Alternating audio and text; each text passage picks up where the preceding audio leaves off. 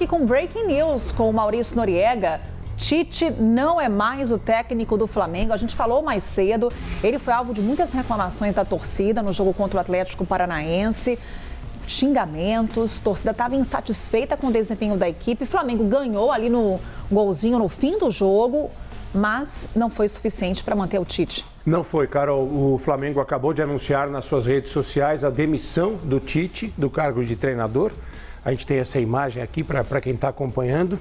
E o Felipe Luiz, que é ex-lateral do Flamengo, um jogador com muita história no clube e estava comandando o time sub-20 do Flamengo, será o treinador interino nesse período em que o Flamengo busca ainda um novo técnico ou, quem sabe, vai bancar a permanência do Felipe Luiz até o final da temporada. O Flamengo, que na quarta-feira já tem jogo pela semifinal da Copa do Brasil contra o Corinthians. Agora, a atuação do Tite já vinha sendo muito contestada, né, Nori? Eu destaco o que aconteceu no fim de semana, mas foi uma sequência de fatos. Sim, o jogo do Maracanã, o Maracanã é uma entidade para o flamenguista. E o que o Maracanã faz como entidade, o comportamento do torcedor do Maracanã, ele ecoa para a diretoria do Flamengo. O que aconteceu antes, durante e depois do jogo do Flamengo com o Atlético Paranaense foi um monte de vaia para o Tite, xingamentos, ofensas, e isso representou que o Maracanã ali já não tinha mais paciência com o Tite. Acho até que foi uma surpresa ele ficar para esse jogo contra o Atlético Paranaense, porque depois da eliminação na Libertadores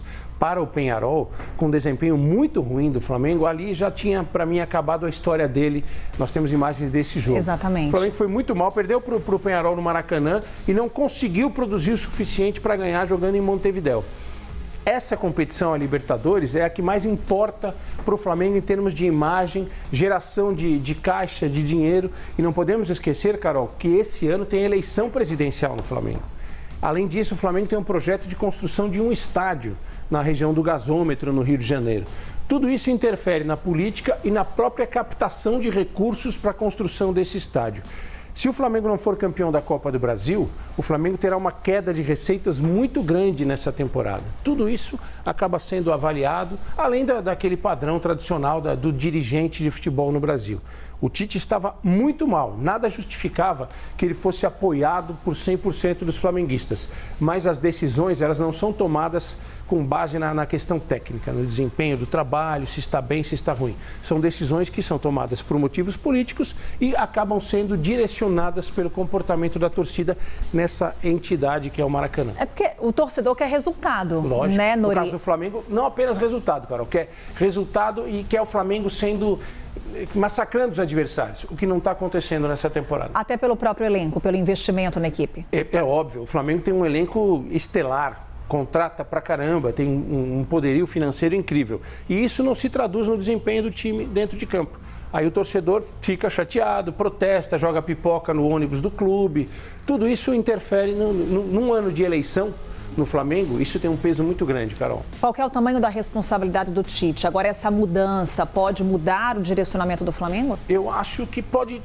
Sempre que troca um treinador num time grande, a gente brinca o seguinte: o burro de plantão não está mais lá. O culpado favorito, ele deixa de existir. Então, os jogadores naturalmente passam a assumir uma responsabilidade que eles não estavam assumindo. Porque é muito fácil para todos nós que analisamos o futebol, que torcemos o futebol pelo futebol, e principalmente para um clube que tem a maior torcida do Brasil, é muito fácil direcionar a crítica para um cara só. Agora não, divide essa responsabilidade. A tendência é que seja um time mais brigador, um time mais responsável dentro de campo, o que não quer dizer que vai conseguir os resultados.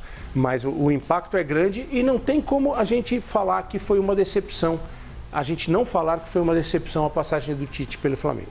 É até difícil a pergunta que eu vou te fazer, Nori, trazer um pouco desse futuro do Tite, porque ele comandou a seleção brasileira, estava aí no comando do Flamengo, como você coloca, uma equipe brilhante, ele estava ali à frente, né? Uma equipe estrelar, como você coloca. Estelar, cheia de estrelas. De estrelas. O que a gente pode esperar, então, com relação ao futuro do técnico? Ele perde um pouquinho de credibilidade como treinador depois desse trabalho que foi ruim no Flamengo. O Tite vinha de 2 Copas do Mundo com a seleção brasileira, nas 2 parou nas quartas de final. Foi um trabalho que começou muito bem em 2018, mas virou um trabalho bastante contestado no ciclo da Copa de 2022, Carol. Ele perde uma Copa América no Brasil para a Argentina e depois faz uma campanha muito fraca na Copa do Mundo de 2022. Decepcionante nesse aspecto. Talvez a volta dele para o mundo dos treinadores de clube tenha sido uma volta difícil. Eu sempre brinco, Carol, que o treinador de seleção, ele é um treinador que trabalha pouco em relação ao treinador de clube. Por quê? As seleções jogam muito pouco, ele faz um trabalho mais de escritório, um trabalho mais burocrático, de observação, de conversa, de análise, de montagem de treino, de ciclos. Ele fica pouco no campo. Para mim, numa análise preliminar nessa saída do Tite, Carol, tem faltado a ele aquele pique do campo, do dia a dia. Ele sentiu isso no Flamengo. Porque o treinador de clube, ele não tem muito tempo para tomar decisão, ele tem que ser muito rápido. E o Tite, em algumas situações, demorou para tomar decisões no Flamengo.